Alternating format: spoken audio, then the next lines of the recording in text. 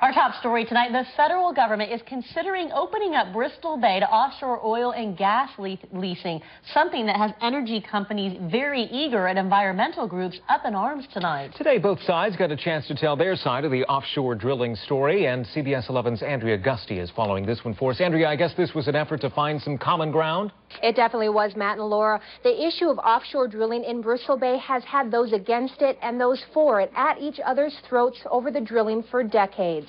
Today, the University of Alaska is trying to make sure everyone gets along. Offshore drilling has been a highly contentious issue for years. The salmon-rich waters of Bristol Bay.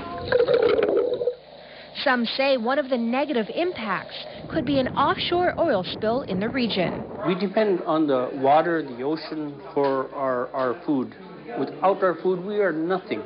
We are nobody. We are going to die. But others say offshore drilling can be done safely. For us, we would like to see oil development go forward. I should say oil and gas development go forward, as long as we know that we're protecting our commercial fisheries and subsistence lifestyle. Today, the University of Alaska and the Sea Grant Project sponsored a workshop.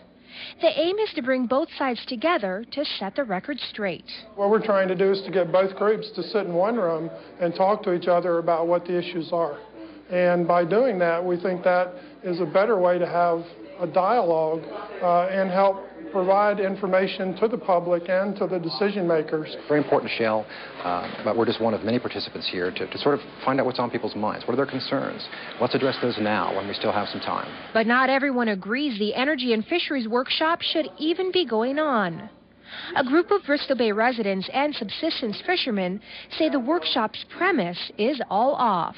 We're a little concerned that the university and the Sea Grant program has gone ahead with a conference that we think is slanted too heavily towards development in Bristol Bay being a done deal and a decision that's already been made. Still, with oil and gas prices so high, some say it's more likely than not that Bristol Bay will be open to energy exploration. And Alaskans need to be ready.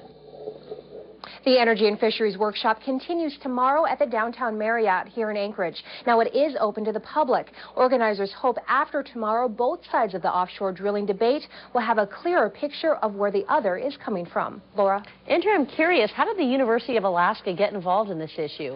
Well, university officials say they just wanted to provide a forum for both sides to get together to hash out these issues.